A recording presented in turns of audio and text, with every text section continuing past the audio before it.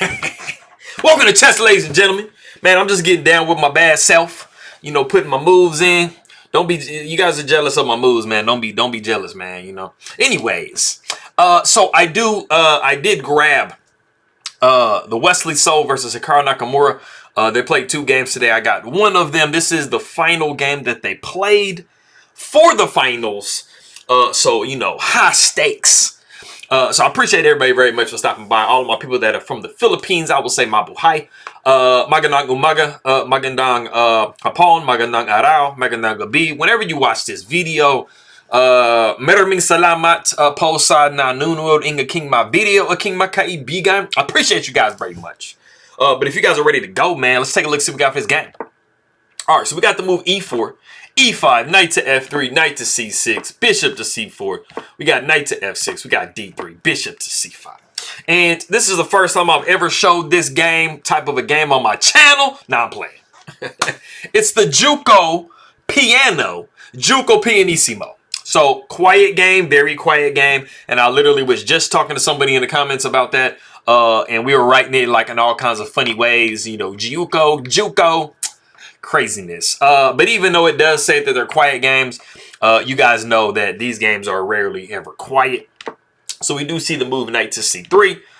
We got the move a6. We got castles by white. We see the move d6. And so, you know, both sides are pretty much having like similar ideas. You know, Hikaru has created some lift on this side, in which he's not going to be castling on that side. But you kind of give, you know, some space for that bishop to come back. We do see the move a4. We got bishop coming to e6. And we have gotten into a situation where, you know, you have a decision to make. Like, how, you know, what do you do in this position? What we see Wesley So do in this game is just go knight to d5. We're like, okay, we get a bunch of trades and stuff. You know, we're going to be trading with the pawn. You know, he's making way for c3 to come, stuff like that, because, you know, this knight is always kind of like an issue. But you do have the ability to go bishop takes and then pawn takes. And this is actually like a very logical decision too. I just think, you know, sometimes it's psychological because when you got castling by black, you know, it might kind of seem like you're getting just too much pressure down this F file. Plus, you do have an extra pawn in the center, and it just really helps you kind of, you know, push your pawns forward and stuff like that. So, you know, Wesley said, I'm not giving you none of that. So he goes knight to d5. We see the move h6, creating some real lift for the king. We got c3, like I said, making sure that the knight, you know, is not jumping in nowhere. We got bishop going back to a7. And then we do see the novelty of the game, which is bishop to e3. And it's interesting because we pretty much have like a flip of everything I just got done telling you. We got bishop taking e3, pawn taking e3, and, I mean, we're basically in reverse. So, you know, we have like a really, really crazy pawn center here for white, and we do have this open f-file here, which, you know, it might come into play. We got to see. So the bishop does take d5. We got pawn taking d5, knight going back to e7, and then we do close everything up with the move e4. And, you know, we're just getting our little stuff rolling. So the knight does come over to g6. It's much better in this particular situation being on that square. You know, it's not doing a whole lot on this square type deal. It's not going to be capturing this pawn. So, you know, put it on a more useful square. Plus, you know, preventing knight to h5 and the rerouting to f5, you know, this knight is doing a really good job. And it, you know, at some point, it could come down to knight to f4, right? So we do see the move a5, and this is kind of thinking way into the end game. You know, this pawn freezing these two pawns like that. But anyway, we do see castles by black. We got the move b4, so we are getting some nice expansion on the queen side. And if black is not careful, you know, these pawns are going to kind of be rolling. You know, of course, you got to protect e4 at some point. But these pawns can kind of get rolling. And, you know, you can get some... you know, maybe a pass pawn because you do have a majority of pawns on this side of the board compared to black. So, you know, black has to make sure they're doing what they're doing. And Hikaru Nakamura said, hey, man, I came to play. So we see the move c6. And this is a nicely timed pawn break. And it is trying to kind of slow down what black has rolling. So we do see the move queen to b3. You know, we're anticipating if, you know, takes here, we got takes here. And we're kind of like x-raying through, you know, with the queen and the bishop and the rook. I mean, so, you know, black doesn't do what they need to do. You know, we might see a little bit of attacking. I always tell you guys f7 and f2 is really weak. Of course, f2 is gone over here. But we do see the move queen to c7. And even though that's a really subtle looking move, it comes with some very real threats. You guys probably see how this queen is kind of X-raying through. In this particular position, we do have C3, D3, and E4 are like the major focal points for white. So they are definitely pawns that you have to, you know, kind of make sure that you are protecting. And you kind of have to do it in a specific way. We do see pawn taking C6, and then we got pawn taking C6. We do see, in thinking about what I just got done saying as far as defending these pawns and things like that, you know, one of the major pawns you have to try to think about defending is this E4 pawn, because at some point you probably want to push D4, especially with the position that we're going to kind of see coming up.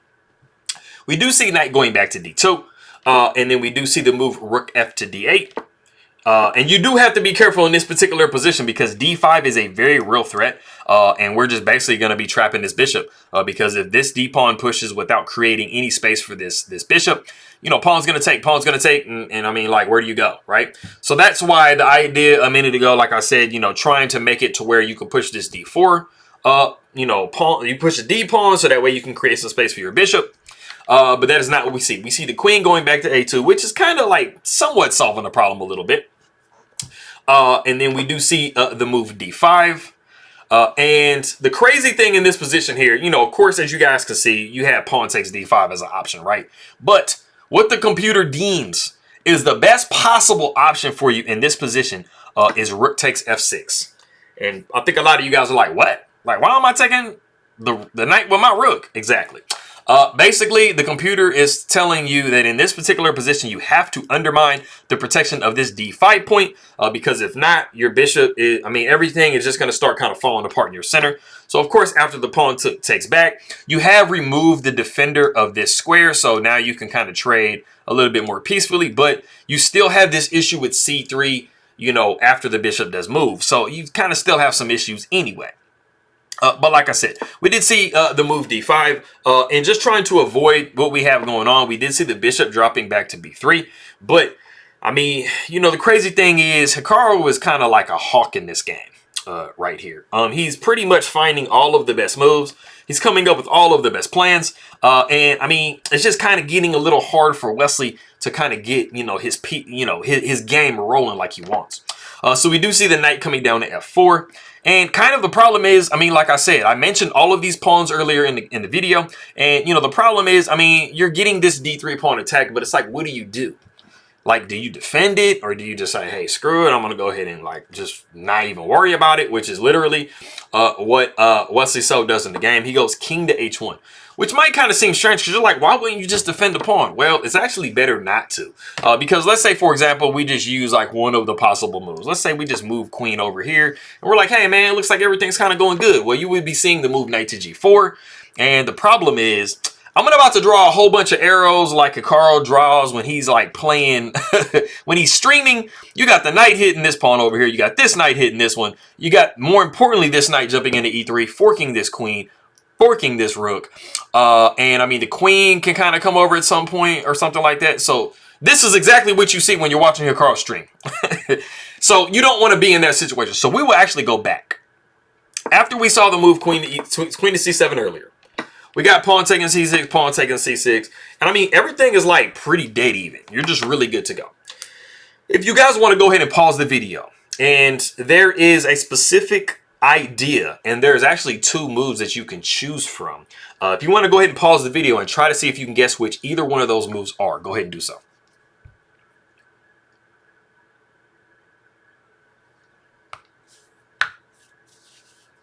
Okay, so, I mean, the idea is just one idea in the position. Like I said, earlier what we saw was knight back to D2, but we saw that that was not actually the correct way to go about defending that pawn.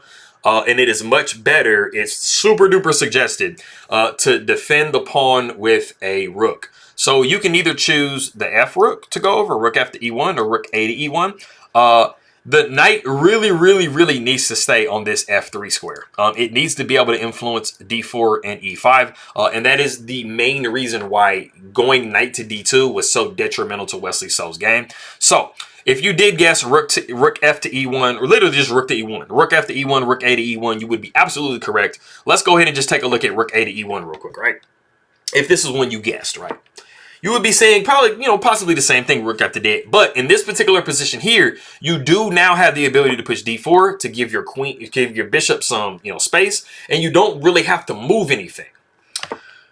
If you did see d5 in this position, kind of having the same type of ideas before, you would be seeing the bishop drop back to d3. Pawn takes e4, bishop takes e4, knight takes e4, rook takes e4, and then after the pawn takes d4, you could be seeing knight taking d4. And like I said, it was very important that this knight influenced e5, but then also influenced d4. And as you can see, I mean, everything is actually pretty great. And I mean, you're a little bit better than black just simply because, I mean, they kind of have this little separation here with their pawns, and you kind of have more of a solid chain.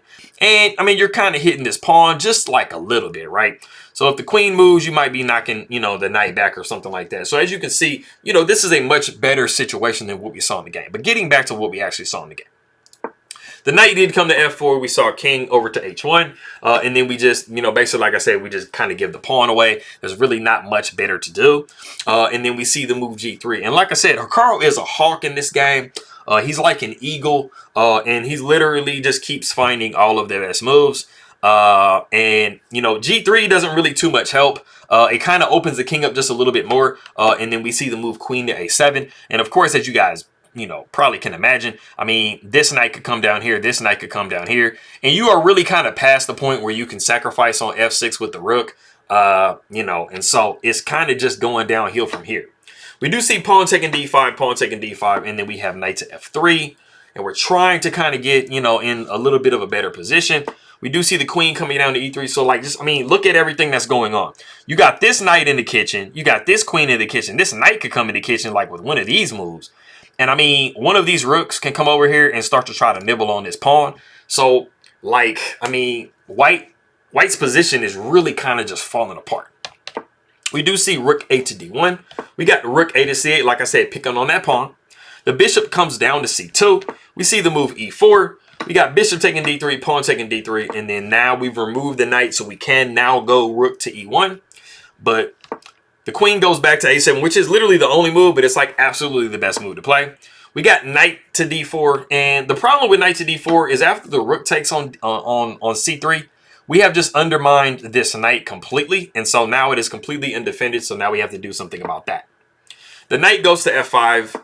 We got the rook coming down to c2, so now we got a rook on the 7th. The queen comes down to a1, and Hikaru just crushes all of Wesley So's dreams and says, bro, you're not even looking at queen to g7 with checkmate. So we see the move d4, and this is just like, this is just extra. This is just like literally like you had a hope and a dream, and I just shut that down for you. We're not even doing that. So we see the move king to g1, and then we have queen to b7, and it is in this position that Wesley So resigns the game. And I mean, you guys can see that we are threatening checkmate here. You have to put one of your, literally just this rook. You got to kind of have to put that rook in the way, or go knight down to h4. But you're going to be looking at g5. And I mean, you can kind of trade, but I mean, there's just so many threats in this position that you just cannot parry. So, yeah, this was a very like monstrous game by Hikaru Nakamura. And I mean, he's not the king of bullet and blitz for no reason. I mean, he definitely did his thing with this one. So, Malakas. See Hikaru Nakamura. So I appreciate you guys very much for stopping by. Meraming salamat. And I'll see you guys next time.